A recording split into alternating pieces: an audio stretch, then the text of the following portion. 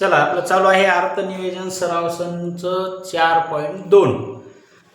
यामधला पहिला प्रश्न इथं आपल्याला दिसत आहे सगळ्यांना. चेतना स्टोर्सने 1 जुलै 2017 ते 31 जुलै 2017 या कालावधीत केलेल्या खरेदीवर 1,05,000 रुपये जीएसटी दिला व विक्रीवर जीएसटी दिलेला आहे 1,22,500 रुपये जीएसटी त्यांनी गोळा केला. तर सदर कालावधीत चेतना स्टोरला भरावा लागणारा देय जीएसटी काढा असा आपल्याला या ठिकाणी प्रश्न विचारलेला आहे.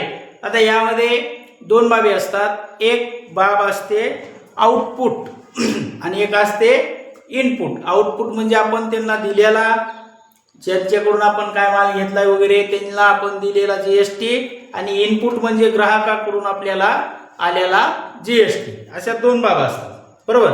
तर विक्रीच्या वेळी घेतलेला कर त्याला आउटपुट टॅक्स म्हणायचा, आणि खरेदीच्या वेळी घेतलेला दिलेला कर जो असतो त्याला इनपुट टॅक्स म्हणायचा.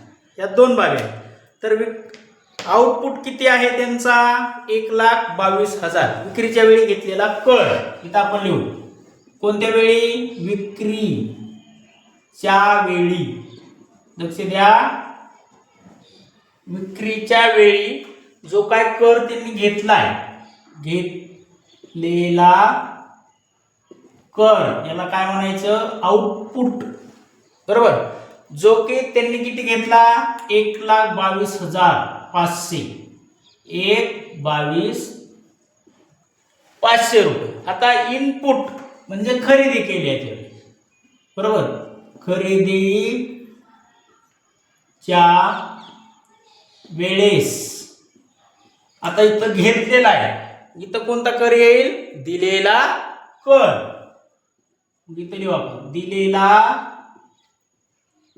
कर किती होता 1,05,000 रुपये आणि घेतलेला 1,22,500. आता देय कर म्हणून आपण इथे लिहू देय कर बरोबर. आता देय कर बरोबरचं सूत्र काय बाबा, आउटपुट वजा इनपुट. आउटपुट म्हणजे तुम्हाला माहित आहे, हा लिहू आपण आउटपुट, बरोबर. आउटपुट आणि इथं इनपुट शॉर्टमध्ये लिहितो, तुम्ही ते समजून घ्या. देय कर बरोबर काय लिहायचे आपल्याला, आउटपुट टॅक्स वजा इनपुट टॅक्स, त्याला आरटीसी म्हणतात. देय कर बरोबर आउटपुट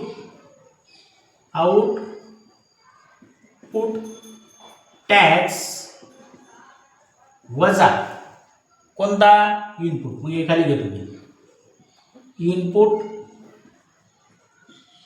टॅक्स. हे झालं आपलं देय कराचं सूत्र. आउटपुट किती होता 1,22,500 मायनस इनपुट 1,05,000 रुपये. आता 1,22,500 मधून 1,00,000 रुपये वजा झाले तर उरले किती 22,000 रुपये. काय प्रश्न विचारला होता, प्रश्न आपल्याला होता की जो चेतना स्टोर्स आहे त्यांना भरावा लागणारा काय पाहिजे होता आपल्याला, जीएसटी किंवा देय कर. तर तो किती आलेला आहे आपल्याकडं, आपण इथं लिहू चेतना स्टोर्सना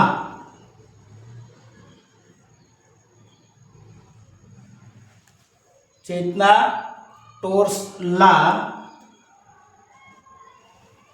स्टोर्सला भरावा लागणारा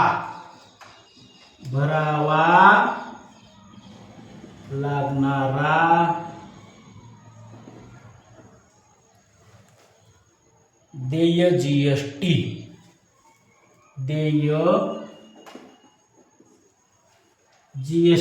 किती रुपये 22,500 रुपये. वाटल्यास हे इतकं लिहून घ्या. आपण हा 22,500 येणार, फक्त तो खाली काही जागा पुरणार नाही तरी आपण मी इथं लिहितो बघा 22,500 रुपये एवढा जीएसटी आहे, बरोबर. हा देय जीएसटी बरोबर इथं लिहितो जीएसटी बरोबर किती आलं रे 22,500 रुपये. चला लिहून घ्या. पुढचा बघा प्रश्न वाचा. नजमा या एक जीएसटी कायद्याअंतर्गत नोंदणीकृत दुकानाच्या कोण आहेत मालकीण आहेत. त्यांनी जो माल खरेदी केला त्यावर एकूण जीएसटी त्यांनी 12,500 रुपये दिला होता व विक्रीवर जीएसटी त्यांनी 14,750 रुपये गोळा केला आहे. तर त्यांना किती रुपये इनपुट टॅक्स क्रेडिट मिळेल व त्यांचा देय जीएसटी काढा आपल्याला असं विचारलं. आता मग सारखं आउटपुट आणि इनपुट हे दोघं जण आपल्याला इथं काढायचे आहेत. आउटपुट टॅक्स किती झाला त्यांचा इथे लिहू आपण. त्यांचा आउटपुट टॅक्स बरोबर 14,750 रुपये त्यांनी दिला. इनपुट किती होता म्हणून इनपुट टॅक्स किती भरला होता रे 12,500 रुपये.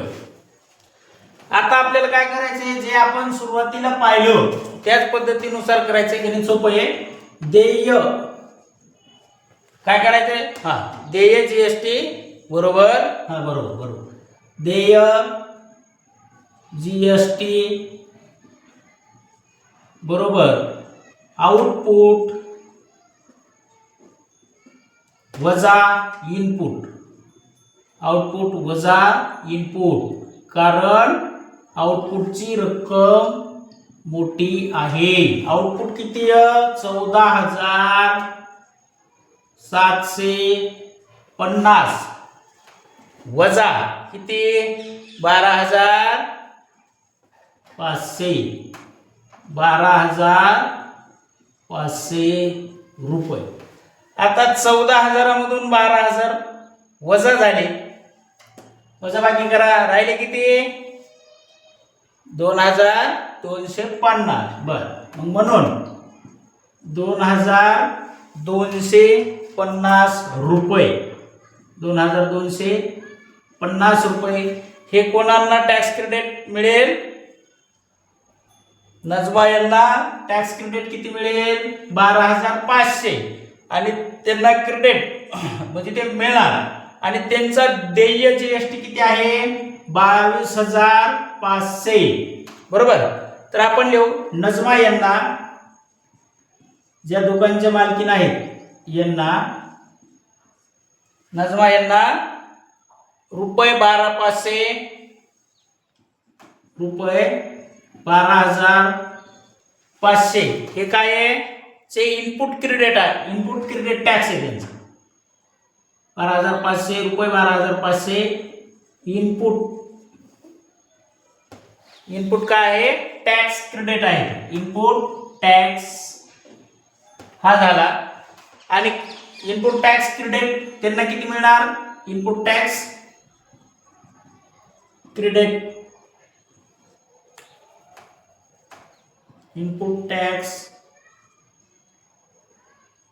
क्रेडिट मिळेल हा त्यांना मिळणारा झाला 12,500 रुपये.